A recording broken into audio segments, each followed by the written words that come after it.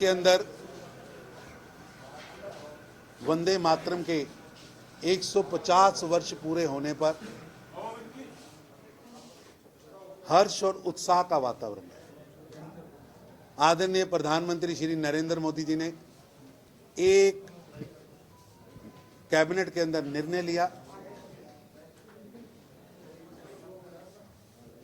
कि देश के अंदर 150 वर्ष पूरे होने की वर्षगांठ पर वंदे मातरम के कार्यक्रम पूरे देश में होंगे और सामूहिक होंगे।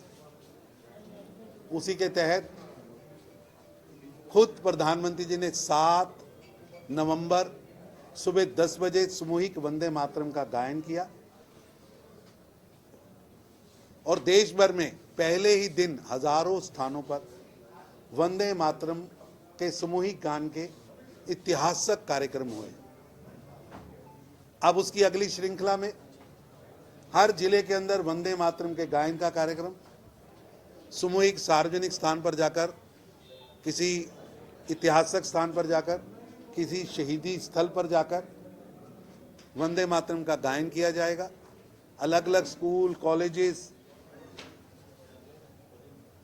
सार्वजनिक एसोसिएशंस वो वंदे मातरम का गायन करें, उसके लिए उनको आह्वान किया जाएगा और पूरे देश के अंदर एक उत्साह का वातावरण है। और आज यहाँ मैंने पहले अजमेर संभाग की बैठक ली है, अभी जयपुर संभाग की बैठक ली है। पार्टी बहुत तैयारी से लगी है क्योंकि वंदे मातरम भारत की क्रांति की गाथा है। वंदे मातरम का एक एक शब्द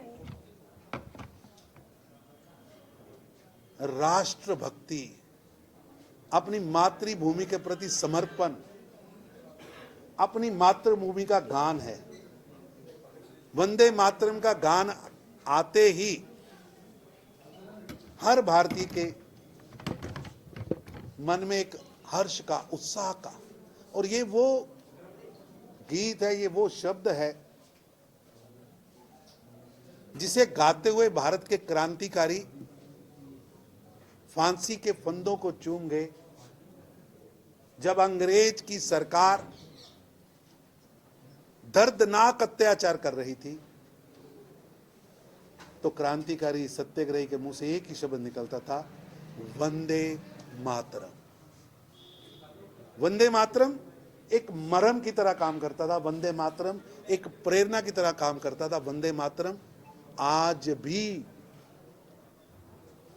भारत के जन जन में है, भारत के कण कण में है।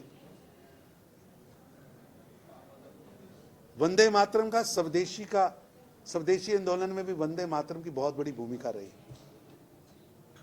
और इस समय प्रधानमंत्री श्री नरेंद्र मोदी जी ने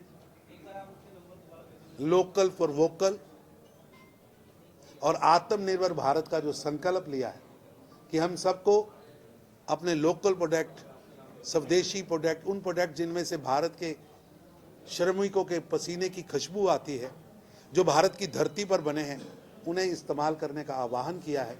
इसलिए हर वंदे मातरम के कार्यक्रम में स्वदेशी की प्लेज भी बढ़ाई जा रही। मैंने जो विषय रखना था रखा, आपने कुछ पूछना तो बताइए। सर, बिहार की जनता ने दादागिरी, रंगदारी, जंगल राज, चारा घोटाला, इन सबको सजा दी है। वोट नहीं, सजा दी है और वो सजा 14 तारीख के परिणामों में स्पष्ट दिखेगी। निश्चित रूप से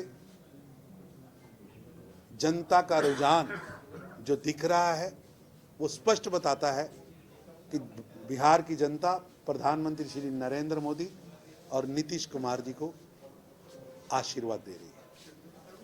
जो लोग भ्रम पैदा कर रहे हैं उनको जनता का जनादेश 14 तारीख को दिखेगा। करें कंप्लीट।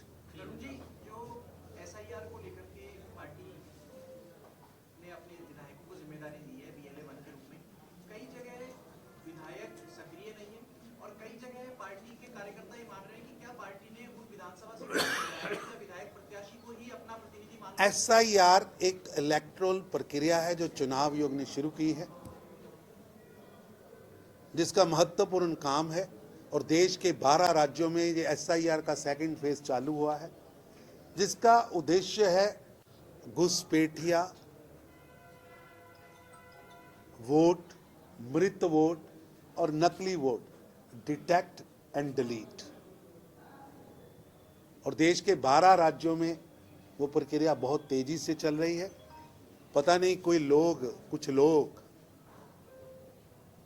घुसपैठियों की पैरवी कर रहे हैं। नाम तो वोट चोरी की बात कर दे, लेकिन घुसपैठियों के लिए यात्रा कर रहे हैं।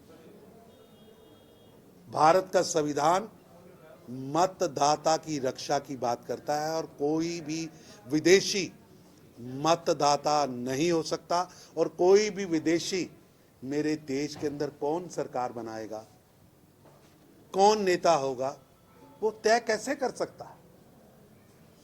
चाहे DMK हो और चाहे TMC हो और चाहे राहुल गांधी के नेतृत्व का इंडी गठबंधन, वो देश की सत्ता चुनने का अधिकार घुसपैठियों को देना चाह रहे हैं। किसी भी सूरत में ये नहीं होगा। डिटेक्ट एंड डिलीट देश के लोकतंत्र के लिए आवश्यक है। ये देश के लोकतंत्र में जहर घोलना चाहते हैं। घुसपैठियों की पैरवी करना, नकली वोट की पैरवी करना, मृत वोट की पैरवी करना गैर संवैधानिक भी है और गैर कानूनी भी है। तो बाकी राज्यों में SIR कब लागू होगा सर? क्या जी? राजस्थान में काफी चुनाव होना बाकी रह गया, इसके बावजूद SIR पूरे देश के अंदर लगा है, चालू हुआ है।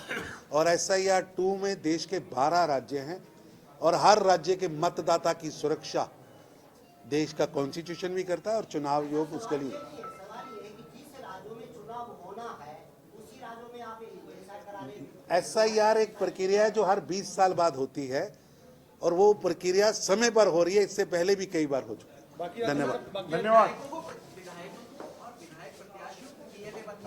ऐसा कि आपको लगता है कि वो विधायक है या विधायक प्रत्याशी है, हमारे लिए वो पार्टी का नेता है और पार्टी का कार्यकर्ता है। हर कार्यकर्ता और पार्टी के नेता को काम करना जरूरी है। सर बाकी राज्यों में